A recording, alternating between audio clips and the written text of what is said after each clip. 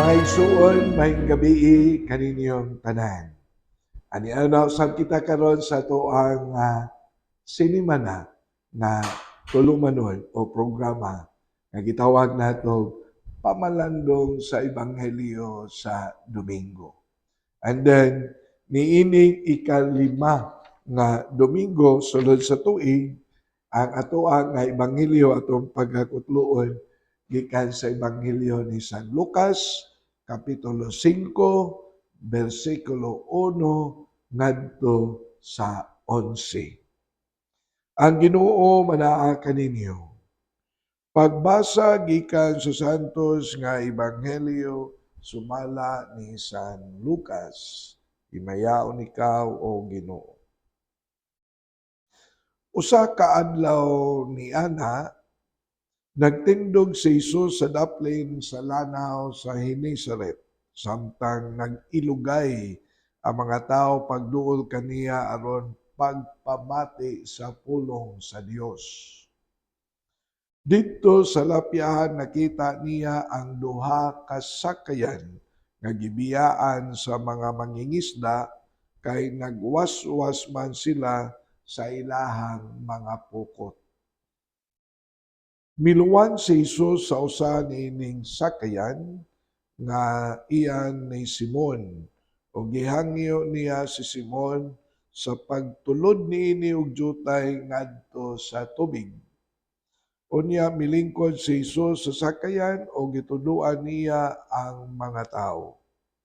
Sa nakahuman na siyang sulti, giingnan niya si Simon, "Palawd kamo ug itaktak ang inyong mga pukot aron makakuha kamo." Si Simon mitubag, "Magtutudlo, naghago kami sa tibuok gabii ug wala kami nakuha apan kay nagsugo ka man akong itaktak ang mga pukot." Ilang gitaktak ang mga pukot ug gilabihan kadaghang isda ang ilang nakuha ug tungod niini ang ilang mga pukot hapit na magisi. Busa gikamay nila ang ilang mga kauban didto sa laing sakayan aron moduol ug motabang kanila. Nanuol ang ilang mga kauban ug ilang gipuno pag-ayo sa isda ang duha ka sakayan. Nga tungod niini hapit na sila malunod.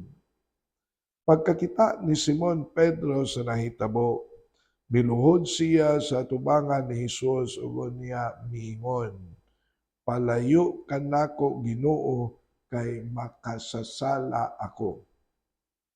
Natingala siya ug ang iyang mga kauban sa kadaghan sa isda nga ilang nga nakuha.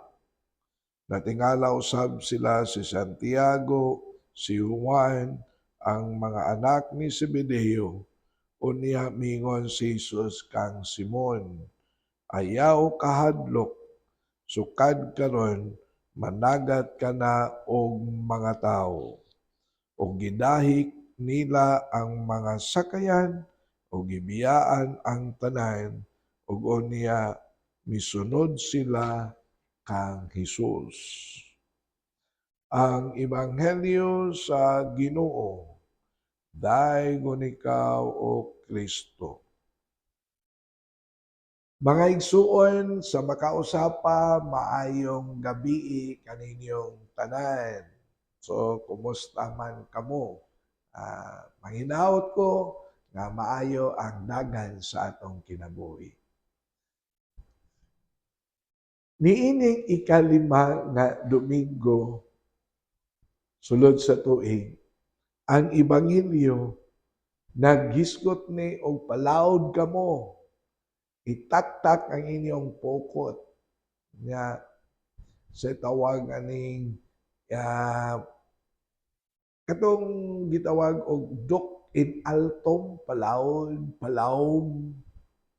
So mao man ton ang usa sa mga mensahe nga atong mapupo dinhi. Ang Ebanghelyo naghisgot og kanang gitawag og the call of discipleship.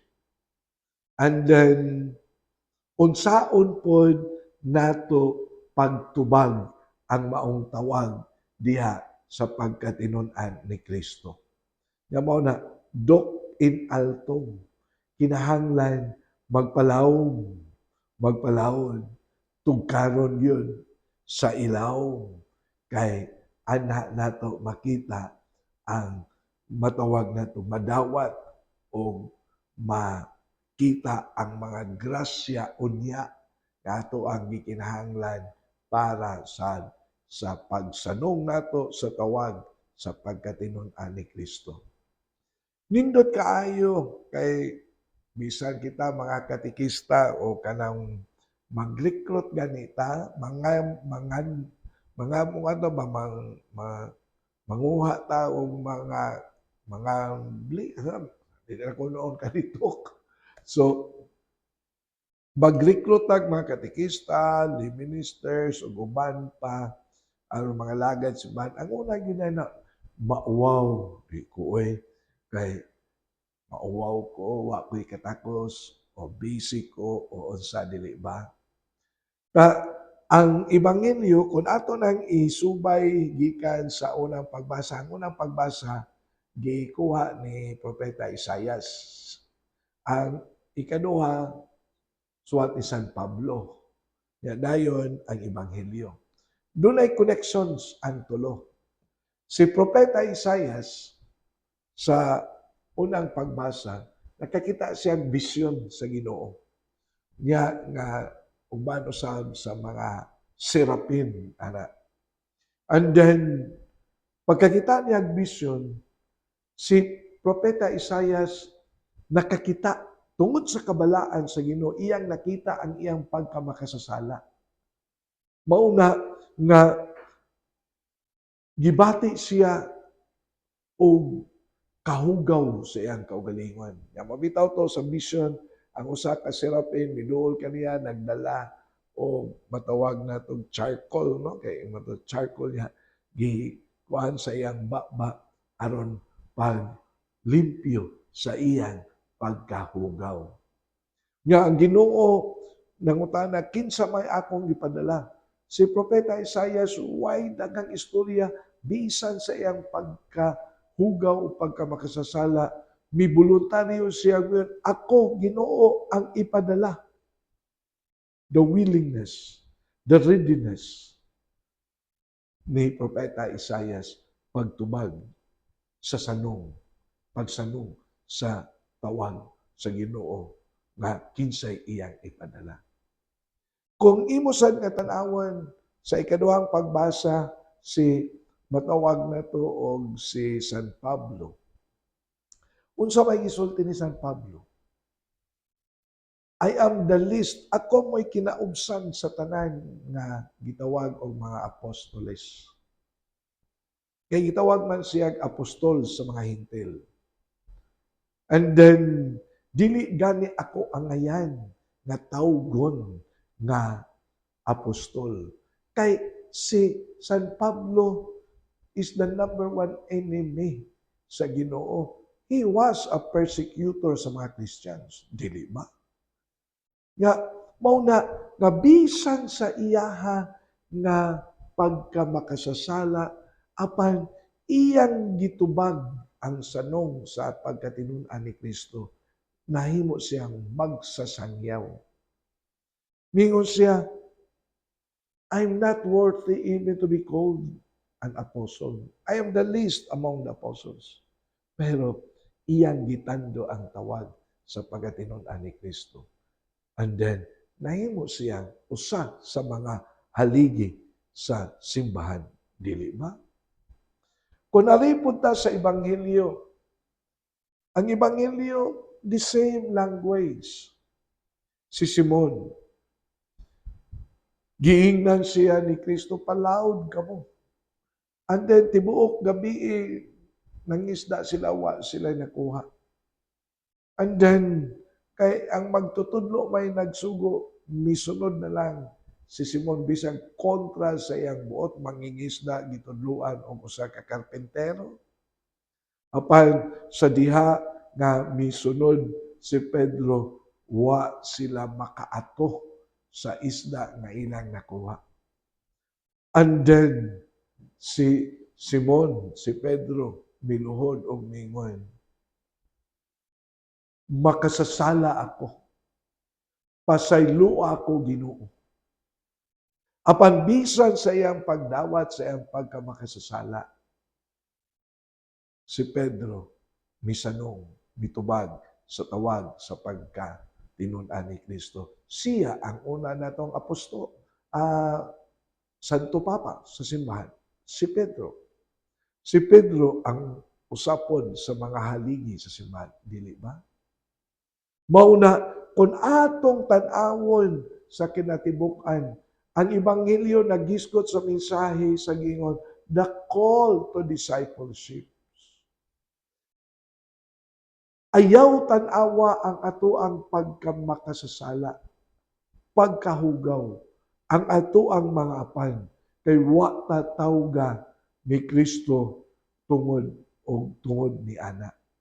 Dili na maoy babag, o wa di po na mahimong babag sa ato ang pagsanong sa tawag ni Kristo. Mauna nga mingon ta, mauwaw ko, wa ko'y katakos, dili ko angayan nga mutubag sa tawag ni Kristo. Anha na musod ang giingon sa Ebanghelyo, itaktak palawom kamo. Duk in altom. Sa ato pa, kung ato gyudi ay nga palabman ang mao nga tawag sa Ginoo diri kanato. Duna tay makit-an nga mga butang nga makapadasig kanato nga muingon nga pinaagi sa ato ang pagsanong sa tawag sa Dios, kita mahimo na instrumento sa Dios aron ato nga mapaamnit ang maayong balita. Aron mahimo kitang taytayan sa grasya sa Dios para sa uban. Aron usab kita mismo makakita usab sa kaanindot sa atoa nga kinabuhi. Dili ba?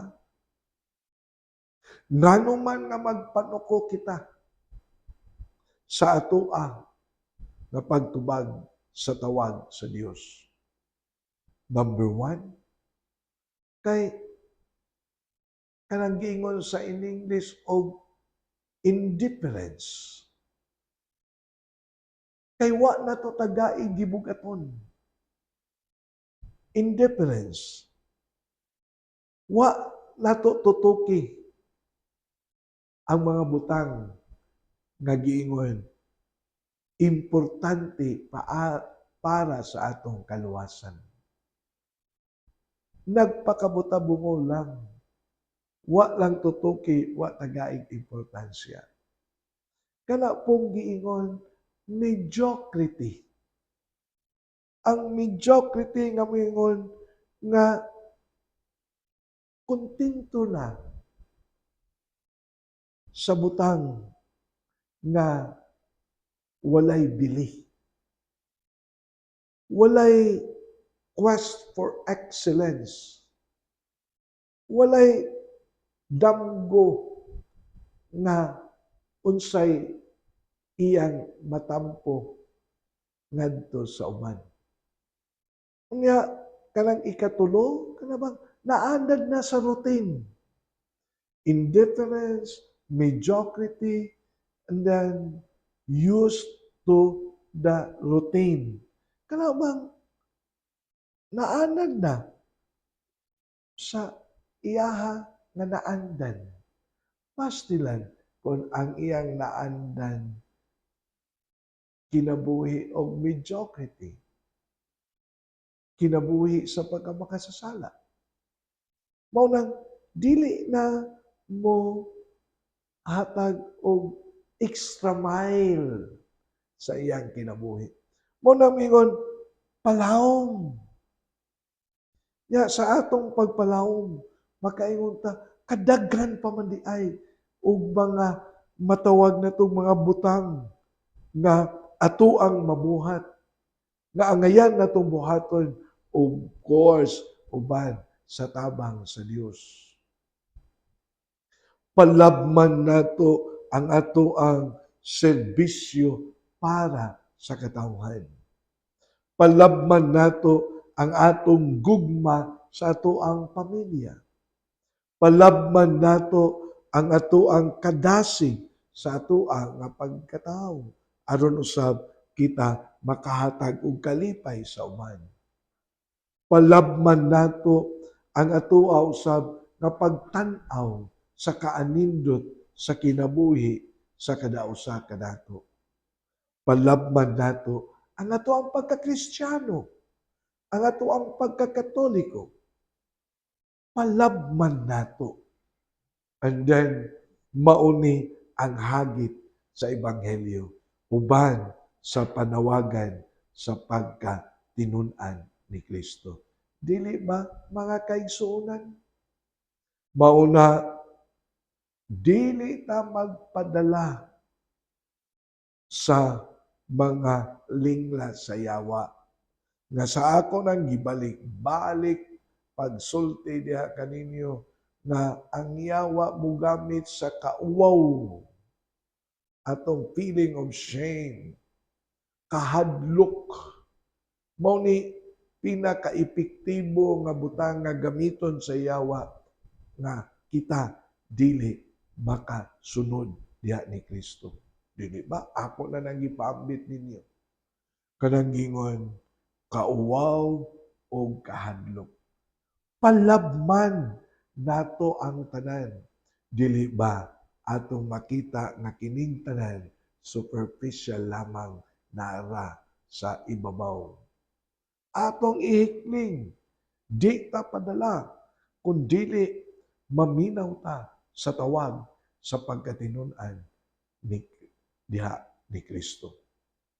Nindot kaayo ang atoa nga ebanghelyo, mga igsuon, nga naghisgot og the call to discipleship.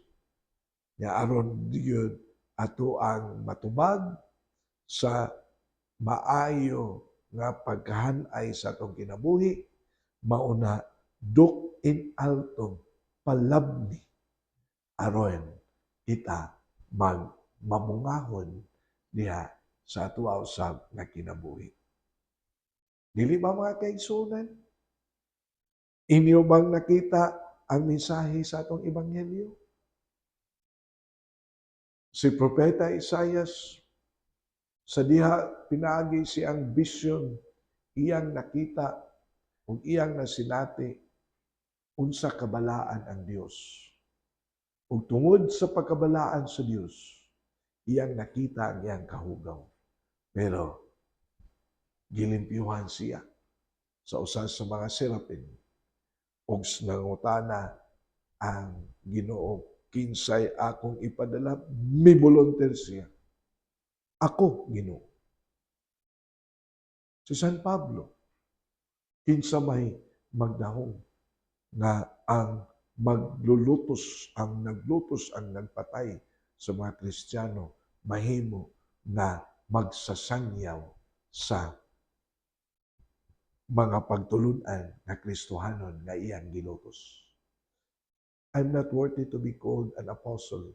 I'm the least among the apostles.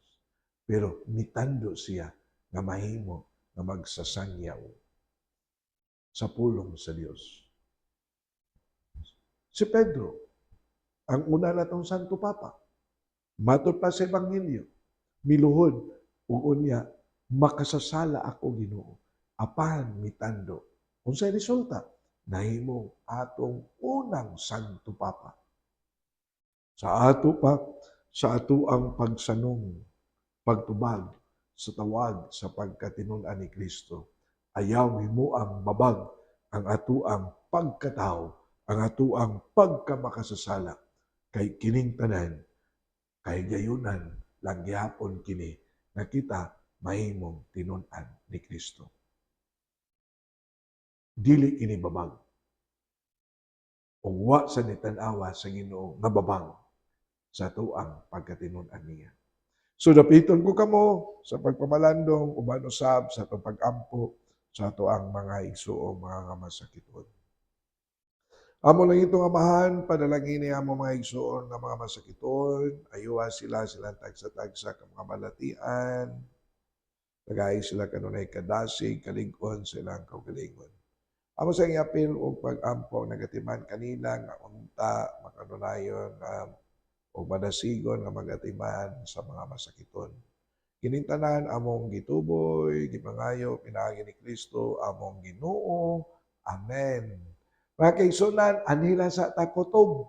Magkita ta na pod sa sunod nga Sabado, sa samang oras, alas 6 sa gabi, sa ato ang FB account, Archdiocese of Cebu, Catechetical Ministry, nga kini si Father Joseph Intig, nga kanunay naguban kaninyo, ini atong pamalandong sa Ebanghelyo sa Domingo. Ang Dios magpanalangin kaninyo kanunay mga kaigsunan.